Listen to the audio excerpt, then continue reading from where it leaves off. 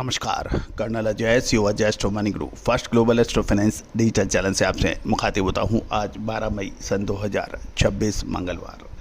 दोस्तों, आज के एपिसोड में हम चर्चा करेंगे सोया तेल की अंतर्राष्ट्रीय बाज़ारों में गिरावट।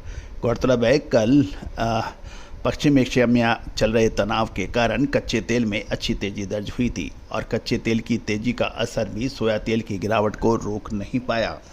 दोस्तों, जानिए कुछ महत्वपूर्ण जानकारियाँ। यदि आप खाद्य तेलों के व्यापारी हैं, स्टॉकिस्ट हैं, इंपोर्टर हैं या फिर एक्सपोर्टर्स, तो विशेष जानकारी आपके लिए लाभदायक सिद्ध हो सकती है। साथ साथ स्पॉट मार्केट के विशेष अपडेट, अग्रिम विश्लेषण के लिए आप संपर्क कर सकते हैं। दोस्तों, हमारा साप्ताहिक न्यूज़लेटर जिसमें कमोडिटीज़ और स्टॉक मार्केट की विशेष न्यूज़ और विश्लेषण शामिल है, उसके लिए संपर्क कर सकते हैं, जिसका शुद्धता ऐसी जो हर घर की पसंद बने। सुधा महेश ठक्कर, हल्दी के विश्वसनीय निर्यातक। आज ही संपर्क करें। नाम मात्र का शुल्क है। जानिए रिपोर्ट विस्तार से। दोस्तों, खबर निकल के आ रही है कि ग्लोबल कमोडिटी यानी वेज ऑयल मार्केट में फंड्स की बिकवाली और दक्षिण अमेरिका देशों की भारी सप्लाई के चलते शिकागो बोर्ड ऑफ ट्रेड यानी सीबॉट में सोया तेल की कीमतों पर दबाव देखा जा रहा है। ये भी ध्यान देने वाली बात यह है कि कच्चा तेल यानी क्रूड ऑयल में मजबूती दर्ज की, लेकिन खाद्य तेलों का बाजार इस बढ़त को बनाए रखने में विफल साबित हुआ। जुलाई सीबॉट सोया ऑयल अनुबंधों में गिरावट का रुख देखा गया और मौजूदा भाव 73.74 सेंट प्रति पाउंड के देखे गए। इसमें गिरावट रही 0.58 सेंट की नरमी देखी गई।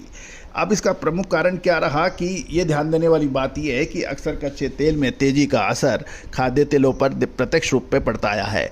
कच्चे तेल में तेज़ी के बावजूद सोया तेल में गिरावट होना ये एक अग्रिम संकेत है कि बाज़ारों के अंदर कुछ विशेष होने वाला है।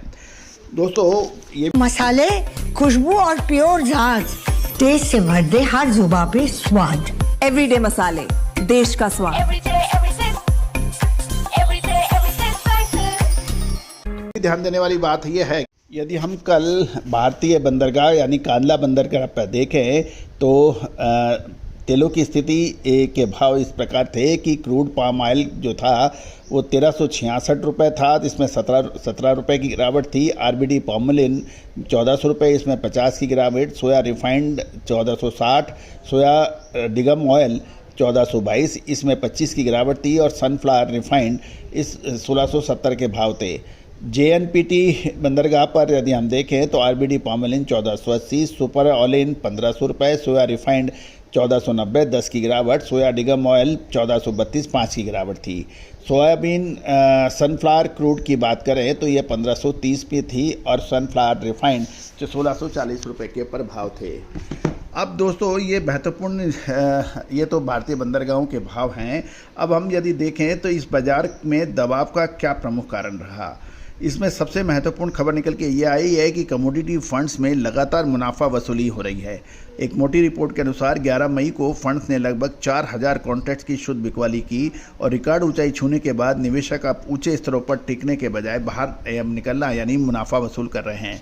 दोस्तों, कहा जाता है कि सही समय पे खरीदना और सही समय पे बेचना ये चतुर और प्रोफेशनल व्यापारी या इन्वेस्टर्स की एक विशेष पहचान होती है और यही पहचान को वो तभी कायम रख पाते हैं तब वो प्रत्येक गतिविधि को संयम से और महत्वपूर्ण तरीके से इसको एग्जीक्यूट करें।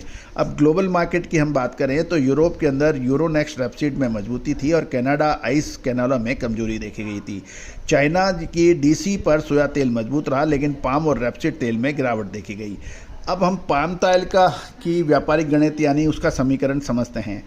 दोस्तों, सोया और पाम तेल के बीच में हमेशा से राइवलरी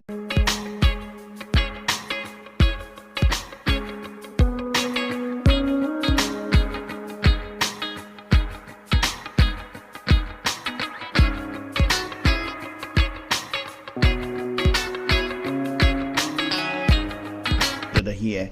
यदि सोया तेल के भाव गिरते हैं तो उसका असर पाम तेल पे पड़ता है और पाम तेल की तेजी मंदी का असर जो है वो सोयाबीन पे सबसे ज़्यादा ध्यान रखने वाली बात ये होती है। मलेशिया पाम ऑयल बोर्ड यानी MPOB के अप्रैल डाटा ने बाजार की धारणा को कमज़ोर किया है। उत्पादन में बढ़ोतरी और निर्यात में कमी के कारण स्टॉक लेवल बढ़ गया है पाम तेल का। और इसके अलावा पाम और सोया तेल की FOB कीमतें लगभग बराबर होने से पाम तेल की कॉम्पिटिटिवनेस कम हुई है। दोस्तों, यदि पाम तेल और सोया तेल दोनों बराबर हैं तो लोग सोया तेल को प्रेफरेंस देते हैं। पाम तेल के दाम सोया तेल से नीचे रहने अत्यंत आवश्यक हैं।